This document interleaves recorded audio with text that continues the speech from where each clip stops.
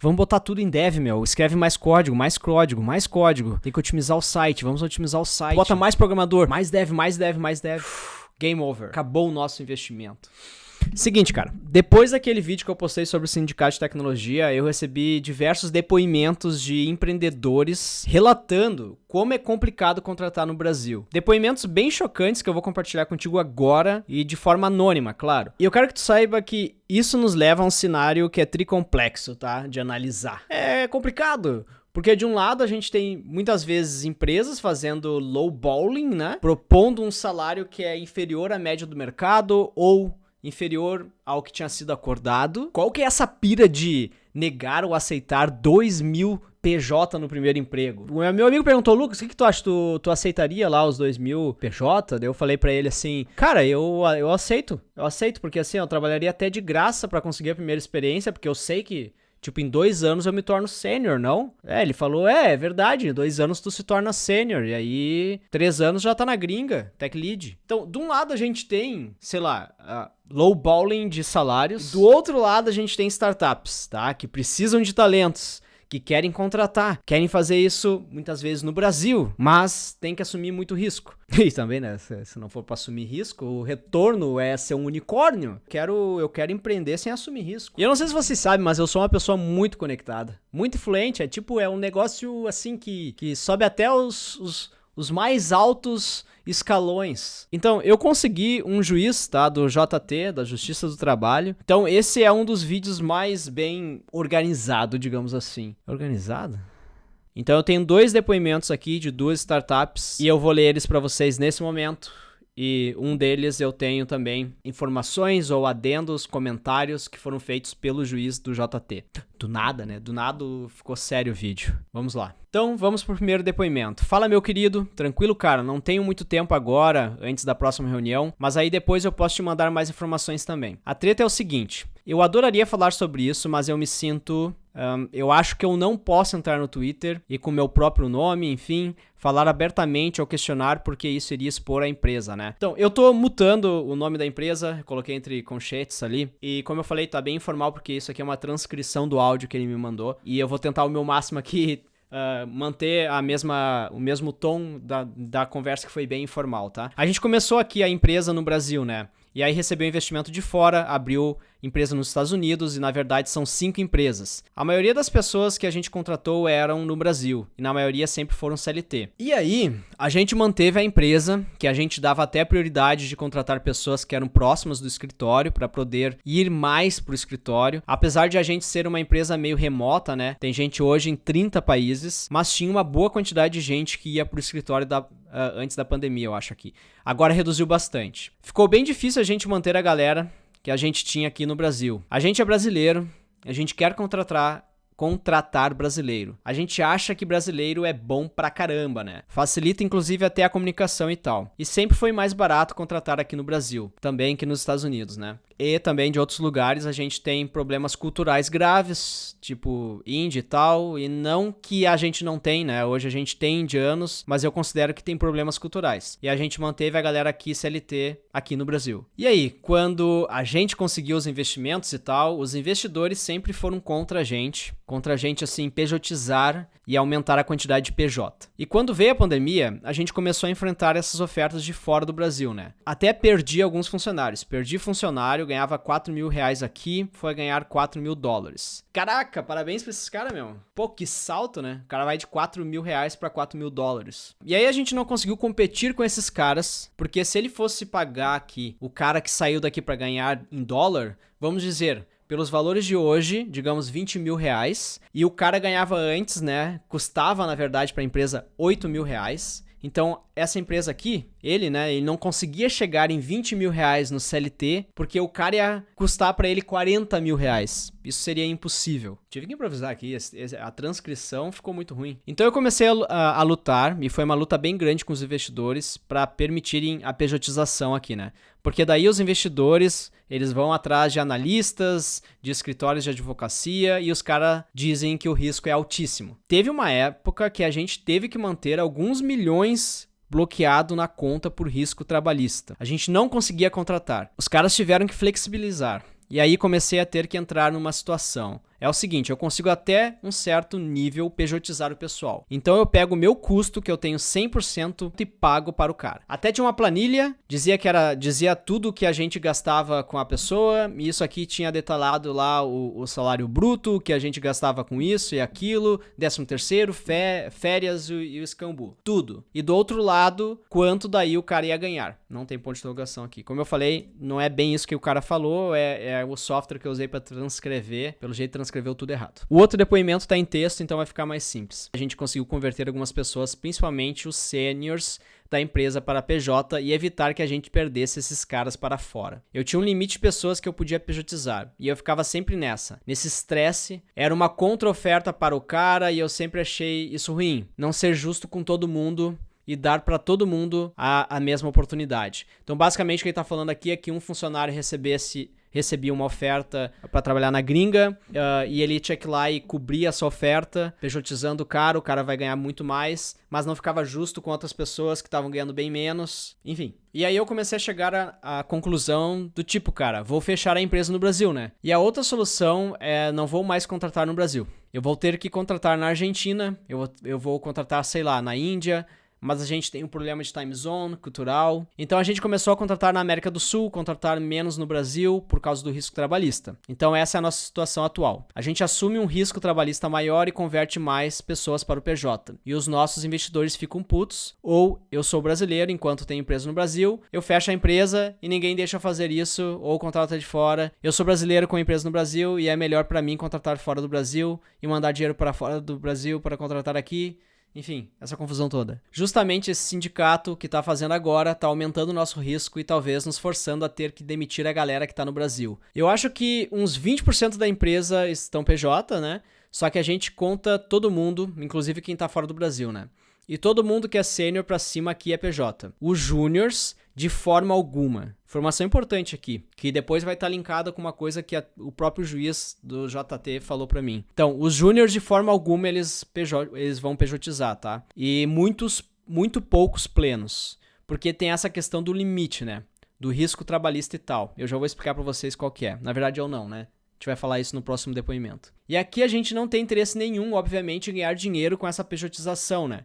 A nossa ideia é, o cara custa X, ele vai continuar custando X pra gente. Mesmo o cara sendo CLT ou o cara sendo PJ. Aqui no Brasil a gente dá muito mais benefícios. Nós somos uma empresa internacional e a gente está competindo com dev internacionalmente. Então, por exemplo, aqui, o cara, em vez de sair de licença paternidade uma semana, o cara sai um mês. Acabou de acontecer aqui, é bem normal. Então, a gente tenta dar todos os benefícios possíveis para reter o funcionário, para ter bons funcionários. A gente faz um cálculo médio, assim, de 1,8. Então, se o cara ganha 10 mil na CLT, o cara vai ganhar 18 mil no PJ, se a gente converter ele, mais ou menos. E aí, é uma grande diferença que o cara tem. Fora que para empresa, nessa época que deu a crise, o dólar disparou e tudo mais. E para a gente era um problema ter que atualizar os salários em CLT. Então deixa eu resumir para vocês aqui um ponto que eu achei bem interessante. Então para eles foi um baita problema quando o dólar disparou e eles tiveram que cobrir ofertas usando o dólar como referência. Então, por exemplo, né, se o cara recebeu uma oferta para ganhar 5 mil dólares, eles tiveram que subir na CLT esse cara para ganhar, por exemplo, 25 mil reais. Só que quando o dólar caiu, digamos de 5 para 3, tu não pode atualizar a CLT agora pro cara passar de 25 mil reais para 15 mil reais. O cara vai continuar ganhando 25 mil reais. Só que esses 25 mil reais agora não são 5 mil dólares, são 8 mil dólares. Só que essa mesma empresa tem outros funcionários em outros lugares do mundo que estão ganhando 5 mil dólares.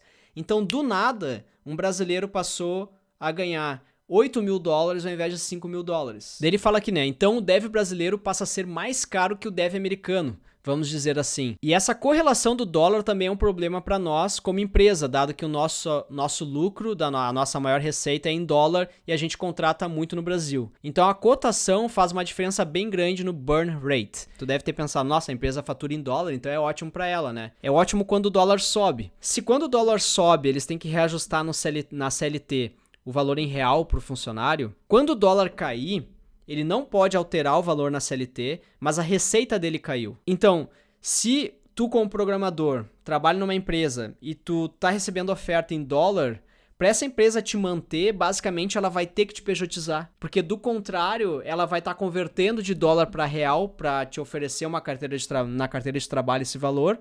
E tu vai trazer muita imprevisibilidade para ela e também vai ser injusto com outros funcionários em outros países do mundo ou até mesmo do Brasil. Então, esse eu achei um dos pontos mais interessantes desse depoimento aqui. Daí ele fala, né? Então eu tive esses dois principais motivos para a pejotização da galera. Obviamente, a concorrência em si e a volatilidade do dólar, dado que a gente recebe em dólar e no Brasil tem que ter um valor fixo em reais. E aí foram essas coisas que acabaram nos fazendo pensar. A gente não tomou nenhuma decisão ainda, né? Mas chegou um momento que eu pensei, cara, não vou mais contratar no Brasil, vou contratar na Argentina. O que mais? Então nada disso nos ajuda. A nossa esperança era aquela carteira verde amarela que foi promessa aí do governo anterior que nunca saiu, infelizmente. E é isso, né, cara? Aí agora sim, não sei o que, a diferença é muito grande de salário aqui no Brasil. Só não consegue acompanhar pagando... tu não consegue acompanhar pagando CLT, porque daí aqui no Brasil a gente tem uma desvantagem, paga o dobro do que uma empresa americana vai vir pagar aqui, né? Porque tem que botar todos os impostos, CLT em cima. Então, como é que eu faço competição com isso, né? Enfim, deixa eu ler para vocês agora um outro depoimento. E esse depoimento eu tenho, então, comentários de um juiz da Justiça do Trabalho. Então ficou bem interessante e foi mandado para mim escrito, né? Por escrito, então tá mais fluido de ler. Vocês viram esse meu tweet aqui, ó? Vamos fazer um exercício rápido. Maria vendeu um Ford Focus por 50 mil para investir em sua startup. Ela acha que consegue um break-even em 18 meses. Então captou com FFF, ela captou outros 150 mil e conseguiu um dev para entrar de sócio como CTO por 25% desse unicórnio. Ela precisa contratar desenvolvedores para fazer o seu aplicativo. O que tu sugere para ela? E aí, o que tu sugere para ela, para Maria fazer? Coitada Maria. Tá, agora eu tenho um depoimento aqui de um CEO que me mandou por escrito, então tá mais fluido de ler. E eu também consegui, então, comentários que foram feitos por um juiz da Justiça do Trabalho. Então tá bem dinâmico, deixa eu ler pra vocês. Vamos lá. A Justiça do Trabalho é muito cruel. Mas, quando se trata de salários altos, e esse piso varia do estado, eles não dão mole também não. Em São Paulo, esse valor é acima de 14 mil reais. Acima desse valor, como até os sindicatos afirmam, é um cara que tem capacidade de negociar por si. Então, é bem mais difícil que ele ganhe uma ação trabalhista. Isso sem contar o risco, porque se ele perder, vai ter que pagar as custas de todo o processo. E aí tem um comentário que o juiz mandou pra mim sobre esse trecho, tá? Ele fala o seguinte: essa primeira mensagem é verdade. A reforma trabalhista do Temer até colocou uma regra de que flexibiliza a CLT em trabalhador com salário alto e com alto nível de escolaridade. Apesar de que tem gente que entende que é inconstitucional e o STF ainda não decidiu sobre. Mas, de fato, a preocupação da lei trabalhista e, por consequência, da Justiça do Trabalho, é o abuso e a exploração do trabalhador mal remunerado. Então, esse comentário aqui talvez até consiga esclarecer um pouco mais de quem que a gente está falando. A gente está falando do dev que faz PJ para fora ganhando 5 mil dólares ou do dev que está ganhando uma merreca no Brasil. Vamos lá, o empreendedor falou o seguinte: curiosamente, salários menores são o de menor risco, inclusive em diligência. A maior preocupação está em propriedade intelectual. Isso que toda diligência olha com muita atenção, independente do regime que o funcionário e o time se encontra. Por exemplo, um acerto de um salário de 2 mil é muito mais de boa que um de 8 mil por conta do valor. Você pode até perder, mas o acerto é pequeno. Eu já tomei 2 processos, em 2015 e 2017. 2 pessoas que eram muito amigas entre elas. Perdi um e ganhei outro. Eles 2 me processaram quando tomei um golpe de um parceiro e fiquei sem grana para pagá-los. O primeiro me processou logo após eu fazer um acerto por fora com ele, como chamamos. Tive que pagar 2 vezes. Lição: nunca faça acerto por fora. Deixe arder e pagar tudo que é devido na justiça mesmo. Muito mais seguro, afinal você pode até depositar em juízo para provar boa-fé até que tudo seja resolvido. E aí o juiz comenta sobre esse trecho. Isso também é verdade. Só tem validade jurídica uma quitação dada na justiça. Apesar de que, Se o empresário provar que pagou algo depois do contrato, eu aceito como quitação do valor. Ou seja, se o cara não tinha vínculo e pede isso na justiça, provavelmente vai ter mais valores a receber que o que foi pago por fora. Aí abateria o que recebeu e condenaria na diferença. Essa é a opinião desse juiz, né? Mas esse é um exemplo de que culpam a justiça do trabalho pelos conflitos que as pessoas mesmo criam. O cara não pagou e a forma que o trabalhador encontrou de cobrar foi entrando na justiça. E aí fica difícil não pedir tudo que acha que tem direito, até porque o advogado às vezes estimula. E aí o empreendedor fala, né? O segundo processo ele ganhou, pelo motivo que te falei. O cara ganhava 10 mil em 2014, 2015, era PJ. Ele e o primeiro foram testemunhas uma da outra e mentindo descaradamente em ambos os processos. E chama atenção para isso. Se arrumam uma testemunha qualquer, você pode simplesmente se ferrar caso não tenha tudo muito bem documentado. E aí o juiz complementa aqui tecnicamente, né? Isso vale para todo tipo de processo. A questão é que não existe sistema judicial que não é falho, e a prova testemunhal é uma das formas de provar, que pode ser falsa, assim como documento, perícia, vídeo, foto, etc. Há bastante mentira na justiça do trabalho, mas aí o problema não é o sistema em si. Tem várias formas de tentar mitigar esse problema. Eu, por exemplo, tento fazer bastante pergunta circunstancial para ver se as informações batem, por exemplo. E o final da mensagem mostra que o erro novamente é do empresário. É obrigação por lei que ele tenha tudo documentado. Aí o empresário não tem documentado, a outra parte pede algo e a única pessoa que é ouvida confirma o que o trabalhador pediu. Fica impossível não condenar. E aí o empreendedor continua aqui o depoimento dele, né? Chamo a atenção para o seguinte: se uma pessoa processar e eventualmente ganhar, lembre-se que vai ter que pagar imposto retroativo e corrigido, porque estava sonegando. Cara, essa informação é muito importante para ambos lados, tá? Tanto para a empresa quanto para o trabalhador. Porque olha só, o juiz fala o seguinte aqui, ó. Isso é verdade.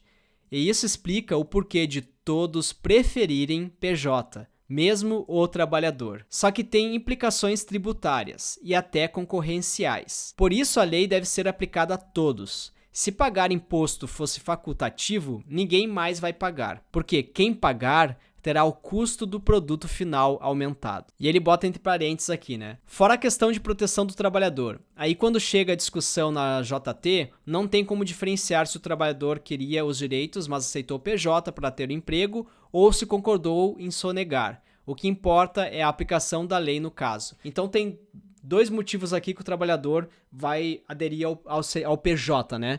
Um, ele precisava do emprego, ou dois, o próprio trabalhador também quer sonegar. E tem um adendo aqui que o próprio empreendedor me mandou, né? Aqui, o entendimento do empreendedor foi: o cara PJ só vai entrar contra a empresa se o valor total que ele pode receber com vínculo líquido for maior que o que ele vai ter que pagar de imposto retroativo. Então agora vocês estão entendendo talvez por que quanto mais tu ganha no PJ, menor é o teu risco de ou ganhar a causa trabalhista, mas também de aceitar a negociação, porque tu como trabalhador vai ter que pagar retroativo o teu imposto também. E aí muitas vezes tu vai botar na balança e tu vai ver que o que tu tava ganhando no PJ retroativo líquido vai ser menor do que os direitos trabalhistas que tu ganharia, né? E aí eu fiz uma pergunta aqui pro juiz, né? Entendi. Então, se o desenvolvedor pedir para ser PJ, mesmo que por e-mail, não interessa muito para dar causa ganha ou não. E o juiz falou: eu entendo que sim. Se estiverem presentes os requisitos da relação de emprego, sim. Acho que é a jurisprudência dominante.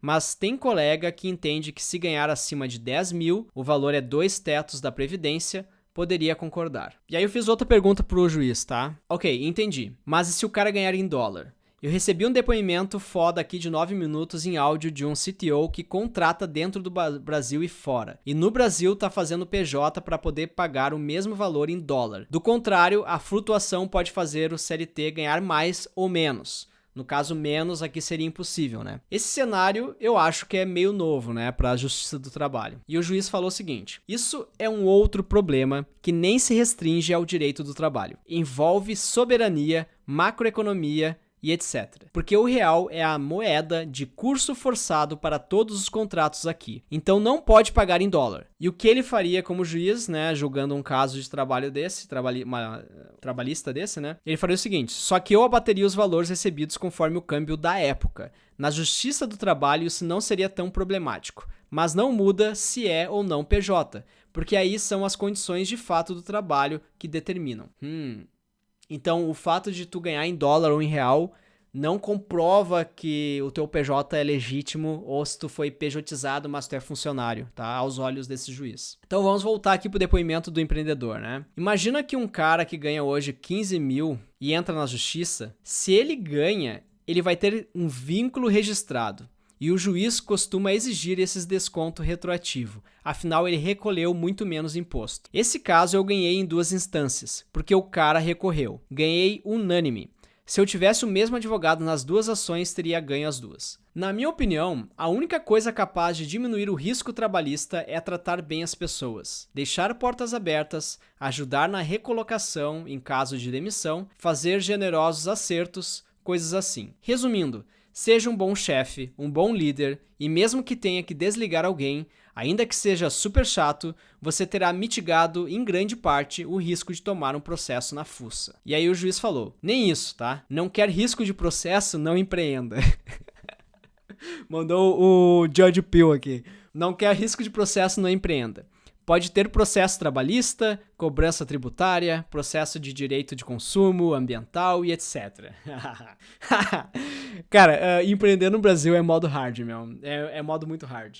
Eu digo isso como quem tentou empreender várias vezes. Já fechei 2 empresas no Brasil. Então o empreendedor mandou aqui, ó. Como a remuneração de desenvolvedor tá bem alta de pleno pra cima, a chance desse cara processar o empregador caiu muito. Primeiro porque é muito mais difícil dele ganhar a ação. E segundo, que ele se recoloca rápido no mercado. E quanto mais rápido ele esquece o antigo empregador, menor o risco de processar também. E o juiz falou: isso na prática eu vejo que é verdade. Quem processa na grande maioria é quem ganha pouco. O empreendedor fala: investidores calculam sim o risco trabalhista, mas se você é uma startup com até umas 30, 40 pessoas, eles chamam a atenção, claro, mas não deixam de investir. Não deixam de investir não. A não ser que os contratos sejam totalmente aqui ridiculamente toscos e etc e tal. Uma percepção minha ao longo dos últimos anos, sobretudo pós-reforma trabalhista do Temer, é o seguinte: cada vez mais entrevisto desenvolvedores que, partindo deles, pedem para ser PJ. O que seria uma CNPJ? MEI, ME e etc. Aí o juiz fala aqui, ó: se for autônomo de verdade, tá tudo certo.